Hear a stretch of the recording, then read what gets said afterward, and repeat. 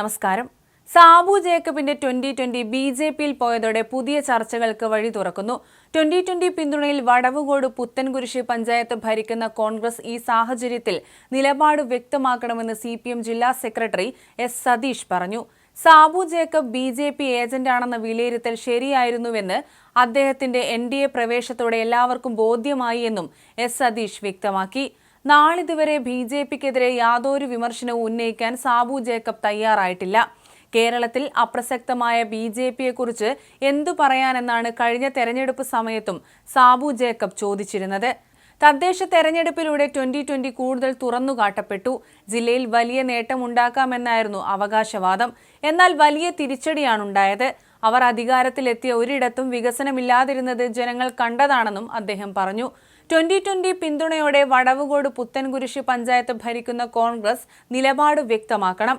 കോൺഗ്രസിനെ പിന്തുണയ്ക്കുന്നവർ 2020യുടെ പ്രതിനിധികളായാണ് വിജയിച്ചു വന്നത്. അവരുടെ പിന്തുണ ഉപേക്ഷിക്കാനോ രാജിവെച്ച് ജനവിധി തേടാനോ തയ്യാറാകുമോ എന്ന് വ്യക്തമാക്കണം.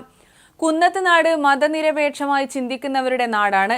ഈ ക്രിസ്തുമസ് കാലത്തു പോലും ക്രിസ്തീയ വിഭാഗത്തെ കടന്നാക്രമിച്ച ബി.ജെ.പിയോടൊപ്പം ചേരാനുള്ള 2020 തീരുമാനത്തിനെതിരെ മതനിരപേക്ഷതയിൽ വിശ്വസിക്കുന്നവർ ശക്തമായി പ്രതികരിക്കുമെന്നും എസ് സതീഷ് പ്രസ്താവനയിൽ പറഞ്ഞു. അതേസമയം NDA പ്രവേശനത്തിന് പിന്നാലെ 2020യിൽ പൊട്ടിത്തെറി ഉണ്ടായിരിക്കുകയാണ്. ഒരു വിഭാഗം നേതാക്കളും പ്രവർത്തകരും കോൺഗ്രസിലേക്ക് ചേക്കേറി. വടവുകോട് ബ്ലോക്ക് പഞ്ചായത്ത് മുൻ പ്രസിഡന്റ് റസീന പരീത്, മഴുവന്നൂർ പഞ്ചായത്ത് കോർഡിനേറ്റർ രഞ്ജു പുളിഞ്ചോടൻ, ഐക്കരനാട് പഞ്ചായത്ത് മുൻ മെമ്പർ ജീൽ മാവേലി എന്നിവർ 2020യിൽ നിന്ന് രാജിവെച്ചു. 2020 പാർട്ടി NDAയിൽ അംഗമായത് അംഗീകരിക്കാനാവില്ലെന്ന് തൃക്കാക്കര നഗരസഭയിലെ ഏക 2020 അംഗമായ റെനി തോമസ് പറഞ്ഞു. സ്വതന്ത്ര പാർട്ടി എന്ന നിലയിലാണ് താൻ തെരഞ്ഞെടുപ്പിൽ മത്സരിച്ചതെന്നും അങ്ങനെയാണ് അംഗമായതെന്നും റെനി തോമസ് കൂട്ടിച്ചേർത്തു. ഞങ്ങളോട് ചോദിച്ചിട്ടല്ല പാർട്ടി തീരുമാനമെടുത്തത്. NDAയിലേക്ക് പോകാൻ ഞാൻ തയ്യാറല്ല.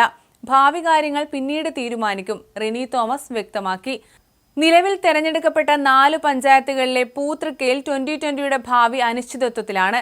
നറുക്കെടുപ്പിലൂടെയാണ് പൂതൃക്കയിൽ 2020 അധികാരത്തിലെത്തിയത്.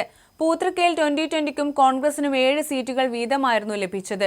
LDFന് 2 സീറ്റും. പിന്നാലെ നടത്തിയ നറുക്കെടുപ്പിൽ 2020ക്ക് ഭാഗ്യം തുണക്കുകയായിരുന്നു. എന്നാൽ നിലവിലെ സാഹചര്യത്തിൽ NDAക്കെതിരെ LDFും UDFും കൈകോർക്കാൻ തീരുമാനിച്ചാൽ 2020ക്ക് ഭരണം നഷ്ടമാകും. കിഴക്കമ്പലം, തിരുവാണിയൂർ, ഐക്കരനാട് പഞ്ചായത്തുകളിൽ നിലവിൽ പേടിക്കാനുള്ള സാഹചര്യമില്ല. തിരുവാണിയിൽ 9 സീറ്റുകളാണ് 2020 നേടിയത്. LDFന് 5ഉം UDFന് 4 സീറ്റുമാണ് തിരുവാണിയിൽ നേടാൻ സാധിച്ചത്. ഐക്കരനാട് പഞ്ചായത്തിൽ ആകെയുള്ള 16 സീറ്റിലും 2020യാണ് വിജയിച്ചത്. കിഴക്കമ്പലത്ത് 14 സീറ്റുകൾ നേടി 2020 അധികാരത്തിലെത്തി. NDAയുമായി ചേർന്നത് അംഗീകരിക്കാൻ സാധിക്കാത്ത അംഗങ്ങൾ കൂട്ടമായി രാജിവെക്കുകയോ പാർട്ടി മാറുകയോ ചെയ്താൽ മാത്രമേ ഈ പഞ്ചായത്തുകളിൽ ഭരണം നഷ്ടമാവുകയുള്ളൂ. എന്നാൽ കോൺഗ്രസ് ഭരിക്കുന്ന വടവുകോട് പുത്തൻകുരിശ് പഞ്ചായത്തിന്റെ കാര്യവും അനിശ്ചിതത്വത്തിലാണ്. വടവുകോട് പുത്തൻകുരിശിൽ കോൺഗ്രസിന് ഭരണം ലഭിച്ചത് 2020യുടെ പിന്തുണയിലാണ്. പുത്തൻകുരിശ് പഞ്ചായത്തിൽ 7 സീറ്റ് കോൺഗ്രസിനും 8 സീറ്റ് LDFനും 2 സീറ്റ് 2020ക്കുമായിരുന്നു ലഭിച്ചിരുന്നത്. 2020യുടെ പിന്തുണയിൽ ഭരണം കോൺഗ്രസിന് ലഭിക്കുകയായിരുന്നു. പുത്തൻകുരിശിൽ കോൺഗ്രസിന്റെ തീരുമാനമെന്ത് എന്നത് നിർണായകം തന്നെയാണ്.